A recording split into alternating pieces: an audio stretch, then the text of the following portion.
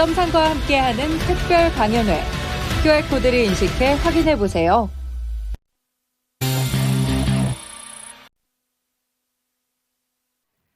마감의 정석 들어가 보겠습니다. 정석 투자 전문가입니다. 전문가님 안녕하세요. 네, 안녕하세요. 반갑습니다. 네, 오늘 양대 지수가 엇갈리면서 마무리가 됐습니다. 일단 코스피가 상승을 했습니다. 하루 만에 반등을 했고요. 11조 원의 거래대금, 그리고 코스닥은 이틀 연속의 하락, 9조 원대 중반의 거래대금이었습니다. HD 현대 마린솔루션이 상장한 지 딱 사흘째인데 하루 오르고 하루 내리고 하루 오르는 오늘장 오르면서 또 마무리가 되면서 대여가 들어온 한 주였는데요. 자, 오늘장 마감에 한마디 전해주시죠. 네, 오늘장 한마디는 지수의 방향성을 아직 정하지 않는 10조 시장 느낌표, 반도체가 다시 자금이 붙기 전까지는 산업 1등주로 수익 병행하면서 느낌표입니다. 네. 자, 이번 한 주 코스피는 1%대 상승, 코스닥은 가까스로 0.17% 하락으로 마감됐습니다. 시장 아직 방향성 정하지 않았다고 봐주셨고요. 어제는 이 중심 산업주들 가운데서 섹터 순위의 변동이 좀 있는, 그래서 오늘은 또 어떤 말씀 해주실까 오늘 좀 기다렸는데요. 오늘 마감 분석하면서 다음 주를 위한 전략 세워주시죠. 네, 오늘은 3대 1이에요. 3대 1. 오늘 시장은 3대 1이다. 해결된 거 3. 해결된 거 3. 해결되지 않은 거 1. 지금 시장은 여러 가지 중요한 변수들이 있는데 이 중에서 걱정했었던 것들 가운데서 해결된 건 3개. 그리고 아직 해결되지 않은 건 1개. 이게 지금 부딪히는 구간에서 지금 거래되고 있구나. 이렇게 보시면 됩니다. 3. 해결된 거 3개는 뭐냐? 해결된 거 3개는 뭐냐? 그죠? 자, 한번 들어보세요. 제가 여러분들한테 말씀드리겠습니다. 첫 번째. 해결된 게 뭐냐? 환율 공포가 사라졌죠. 환율 공포. 환율 공포. 1,400원 넘어가면서 외국인들 도망가는 거 아니야? 이러다가 대한민국 막 주식 다 팔고 도망가는 거 아니야? 응, 아니야. 응, 아니야. 1,400원 요 구간에서는 환율에 대한 공포가 있으면서 대한민국 주식시장에 좌지우지 할 정도로 많은 자금을 붙었던 외국인들이 달러 선호 현상이 더 강해졌었잖아요. 그래서 그것 때문에 좀 걱정했었던 것들이 많았었어요. 응, 아니야. 응, 아니야. 그거는 해결됐어. 그래서 지금 현재 환율은 1,370원. 이 정도 이렇게 됐다 보시면 되고요. 이건 다시 1,400원을 넘어가기 전까지는 환율에 대한 걱정은 좀 둔화가 된 거죠. 현재 시장에서. 그죠? 이게 이제 세 번째 가운데서 첫 번째로 해결된 거고요. 그 다음에 이제 두 번째는 뭐냐면, 지금 시장에서 그 상품 가격 있잖아요. 상품 가격. 상품 지수 가운데서 이제 가장 영향력을 많이 행사하는 게 이제 원유입니다. 유가. 유가가 87달러, 85달러 되면서 중동 전쟁 확산 우려, 이스라엘과 팔레스타인이 전쟁이 붙고 여기 이란, 야 이러다가 막 유가 막 급등하는 거 아니야? 막 100달러 넘어가? 응, 아니야. 응, 아니야. 응, 아니야. 중동 확전전쟁 관련된 부분이 있었을 때 넌 샀어야 돼. 2,550에서 2,600 요 구간에서 샀어야 돼. 시장에서 내가 공포를 줬거든. 넌 샀어야 돼. 그럼 수익이고 안 샀잖아. 넌 당한 거야. 무슨 말인지 이해되죠, 여러분? 그러니까 이번 종합주가지수가 2,550까지 급락이 나오는 기간 동안 시청자분들은 어떠한 악재들이 괴롭혔는지 잘 한번 생각을 해보세요. 첫 번째는 해결이 된 거고, 두 번째도 유가가 79달러 있으면서 세가 석세들이 이 생산량이 더 많이 나왔지 않습니까? 사우디에서 감세를 하면서. 이 유가라는 게 결국은 상품 가격이 인플레이션을 자극시키는 요인이란 말이에요. 시아비 차트에서 유가가 차지하고 있는 게 한 40% 선 정도 되는 거니까. 그러니까 이제 1번하고 2번은 지금 뭐가 있는 거냐면은 해결이 됐다고 봐야 되는 거죠.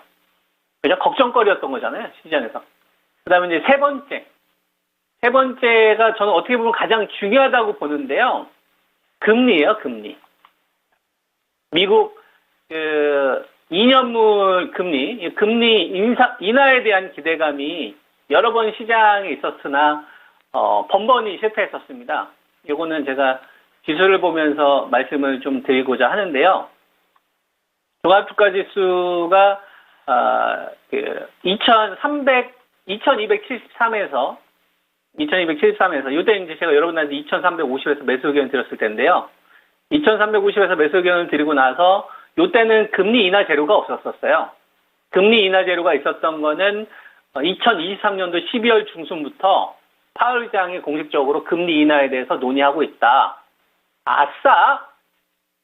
금리 인하에 대해서 논의하고 있다. 아싸! 그래서 2,500대에서 2,670까지 갔었던 거예요. 그래서 이 당시에는 금리 인하에 반가워했었던, 금리 인상이 가장 크게 피해를 받았던 주식들 누가 있었냐면 언택트들도 피해를 많이 받았었고, 특히 바이오 제약이 엄청나게 피해를 받았었잖아요. 그래서 작년도 11월 중순에서 2,400대에서 2,670까지는 언택트들하고 그 다음에 바이오 제약들이 특히나 잘 갔었어요.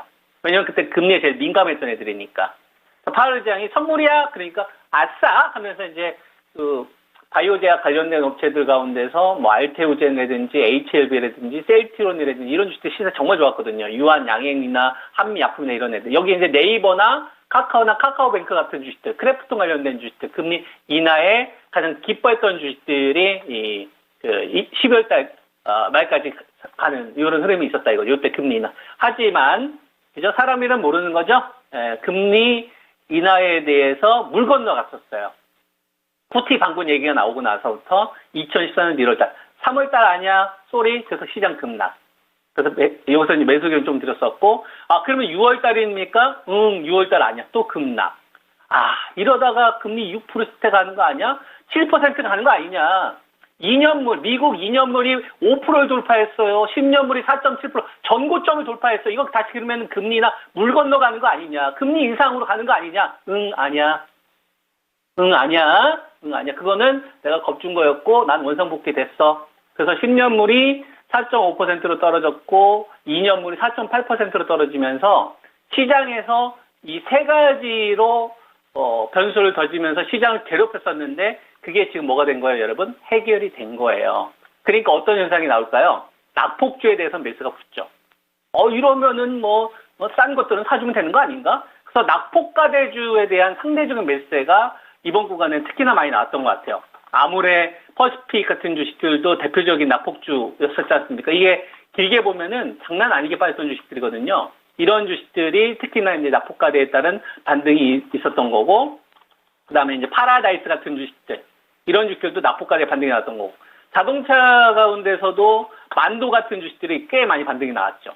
낙폭가대 주식들 잘 한번 보세요. 낙폭가대 주식들이 특정 섹터로만 많이 갔던 게 아니라 전방위적으로 많이 나왔었다 이겁니다. 그죠? 이거 이외에 반도체도 낙폭주 위주로 많이 반등이 나왔고, 테마주도 마찬가지고, 금융주도 마찬가지고. 그러니까 이번 구간을 잘 보면은 낙폭주들이 이번 구간에서 더 최악으로 가진 않겠구나. 세 가지를 해결됐다라고 본 거예요. 그죠? 그러면 현재 시장은 뭡니까? 대기 매수세는 있는 거죠. 조정 나와봐라. 그냥 내가 싸게 매수해버리니까. 경기 최악은 지났구만. 가격 조정 나오면 매수해야지. 이런 매수세는 있는 거예요. 저가 매수세 있는 겁니다. 그게 얼마에 있는 거냐면은 2,550대에서 2,600대는 있는 거예요. 이 세 가지가 있는 시장인 거예요. 하지만 한 가지, 3대 1이라고 했죠? 3대 1. 해결되지 않은 한 가지가 있는 거예요. 해결되지 않은. 이 한 가지는 뭘까요? 시청자분들, 뭘까요? 해결되지 않는 이 한 가지는 뭘까요? 유동성. 돈이 안 붙어. 12주 이상의 자금이 안 붙어. 아니, 세 가지 악재 요인들은 해결되고 있는데 시장이 더 가기 위해선 돈을 뿌려야 되는데 돈이 안 붙어. 그러니까 바닥인 건 알겠고 돌아서는 건 알겠다 이거야. 근데 내가 비싸게 살려면 돈들이 들어와야 되잖아. 그러기에는 애매하다 이거야. 그러니까 지금 시장에서 나는 방향성을 결정했다라기보다는 각 산업군들, 잘 갔던 주식들, 안 갔던 주식들 사이에 새로운 밸류를 맞추고 요 구간에서 난 눈치 볼래? 그리고 다시 시장에서 내가 산업 1등주 쪽에 자금을 키울지 낙폭주 쪽으로 키울지 이거를 내가 결정할 거야. 그 전까지 아직 나는 돈 다 못 풀겠어. 그런 거예요. 그러니까 자동차나 금융지주사나 바이오나 여기 비주도 산업군들에 대한 반등이 나올 때 반도체하고 그다음에 이제 배터리, 그다음에 폐배터리 관련된 이런 주식들에 대해서 또 농심 같은 주식들도 반등이 나오더라고요. 그러니까 돈이 여기저기 다 흩뿌려지면서 고점에 있는 주식들도 그렇고 밑에 있는 주식들도 그렇고 다 이익을 축소하려고 하는 흐름들이 나오는 거다. 이건 지수의 방향을 결정하겠다는 얘기가 아니에요. 1등을 내가 확실히 잡을 때까지 너희들 날 잘 지켜봐. 내가 산업 1등주 쪽으로 돈을 어느 쪽으로 붙이는지 잘 지켜봐. 근데 현금도 필요할 거야.